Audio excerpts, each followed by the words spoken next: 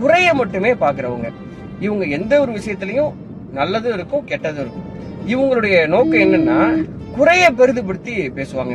அந்த குறைய பெரிதுபடுத்தி பேசுறது மூலமாக நம்மள அவங்க ஒரு மாதிரி டிப்ரெஷன் மனநிலைக்குள்ள கொண்டு வந்துருவாங்க.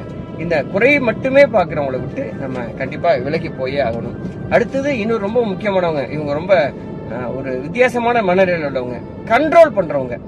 இவங்க என்ன பண்ணுவாங்கன்னா நம்ம கூடவே இருப்பாங்க. இவங்க பெரும்பாலும் நம்ம வீட்டை சார்ந்தவங்களா இருக்கலாம், சில நண்பர்களாகவும் இருக்கலாம். இவங்க அவங்களுடைய ஐடியாவை நமக்குள்ள திணிக்க ட்ரை பண்ணுவாங்க. நம்ம புதுசா எதுவுமே செஞ்சிடக்கூடாது, நம்ம நோக்கத்துக்கு எதுவுமே செஞ்சிடக்கூடாது, அவங்களுடைய விஷயத்த மட்டும்தான் பண்ணணும் அப்படின்னு நினைக்கக்கூடியவங்க.